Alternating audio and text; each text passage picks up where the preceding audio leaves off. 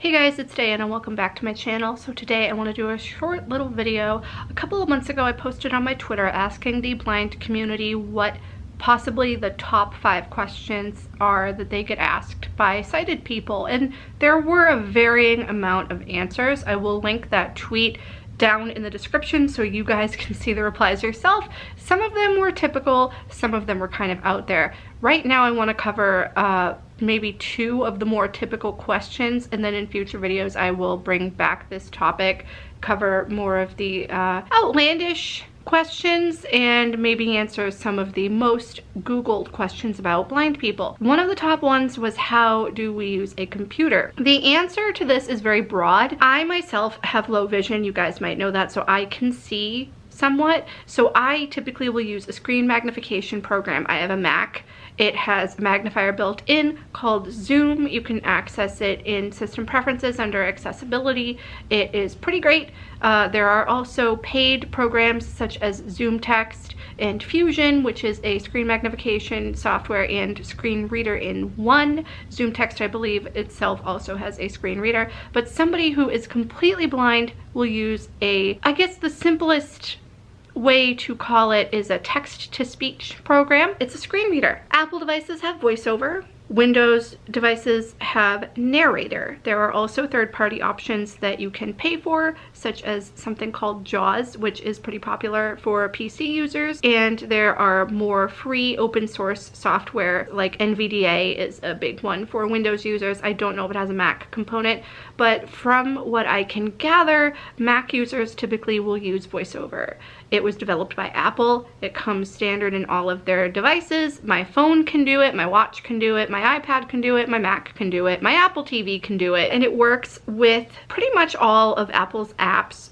For the most part. It may have some issues with editing software such as iMovie, but it works pretty seamlessly, and it is an accessibility feature that basically will tell you what you are looking at on the screen. It does not read images, obviously. Sometimes it can use an OCR, or like a sort of smart, like, guessing, I would call it, to kind of like infer what the photo may be of, and it will tell you based on that. Typically, if you want your online pictures to be accessible to blind people, you need to add alt text. I have videos that I have done. I will link those down in the description as well. One for Twitter and one for Instagram. The Twitter one is a little bit out of date. Right now, as of fairly recently, I believe, they had removed the option to enable it in settings, so it is on by default now, versus when I had done the video last year, you had to manually enable the ability to add alt text to your photos by going into your Twitter accessibility settings within Twitter on the website and on the app.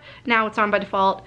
Pretty easy to do. Check out those videos if you want to learn how to reach a broader audience with your content, because blind people use the computer. That's the answer. There are a lot of technologies out there that enable us to be on the same playing field as our sighted peers. Heck, I even know some blind people who are better computer users than most sighted people. The thing that sucks is that if the assistive technology stops, then they're not able to, you know, access their work and do things on the computer. For me, I can see my computer without having the magnification software on. Sometimes I prefer to use it without the magnification software because the software does enlarge what is on the screen, meaning that I am looking at a smaller portion of what is on the screen at one time and have to move my mouse around in order to see what, like, the rest of things on the screen. I also don't use a mouse, I use the trackpad on my laptop, but that's not the point here. For a screen reader user, you use keyboard shortcuts. You basically will use the keyboard to maneuver around the screen. I believe you can also possibly use a trackpad with it. I haven't tried.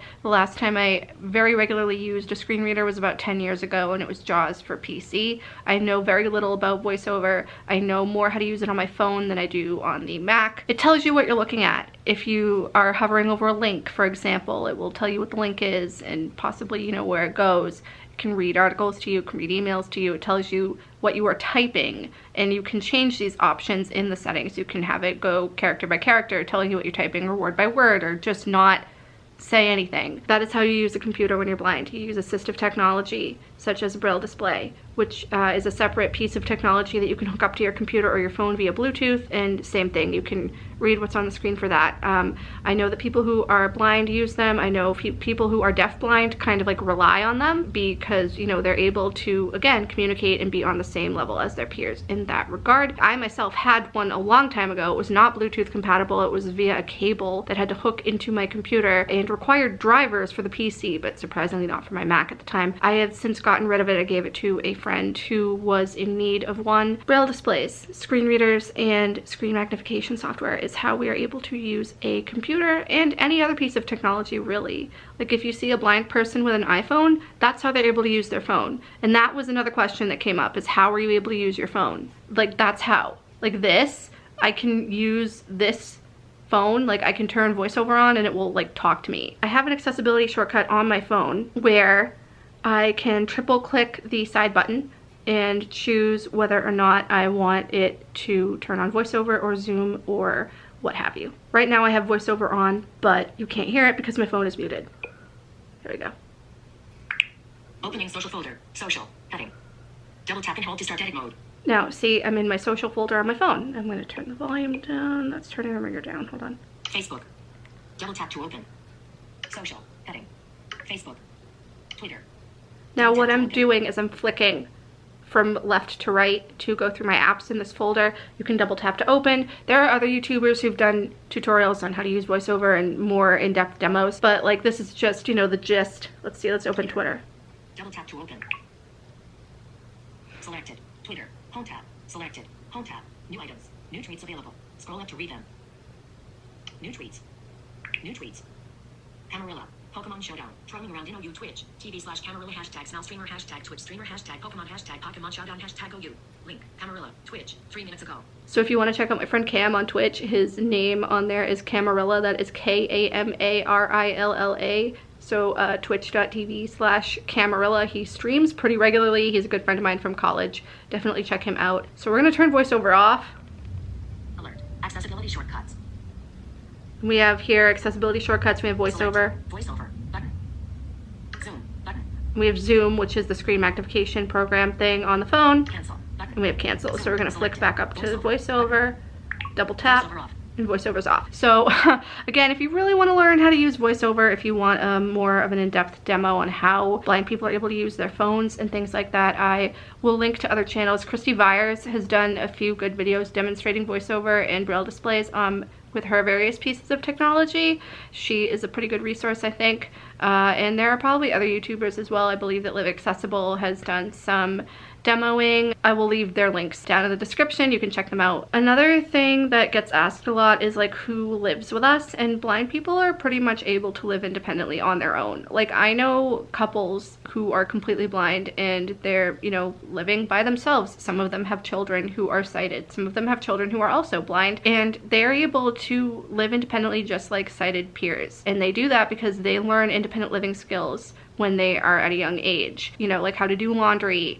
how to cook, how to, you know, manage a household and do it in a safe way, like with the amount of vision that you have. There are training centers that the National Federation of the Blind has. So I know some people who have gone to those resource training centers and they had pretty good experiences. The thing with them though is that you are required to wear a sleep shade, so anybody with any amount of vision, you can't use your vision when you're in class. You have to have a sleep shade on. You have to learn how to do everything completely blind, like O&M, you know, cane skills, cooking, household management, everything like that, like blind, completely blind because you're wearing a sleep shade. That's not something I would want to do. I've learned how to do the things that I can do now with the amount of vision that I have because my vision is stable and it's going to be stable. I treat with a retina specialist every year who has told me that ever since I was a baby. Those training centers are definitely not for everyone, but they are also a good resource, or they can be. Again, I don't know right now what they're doing because of the pandemic, but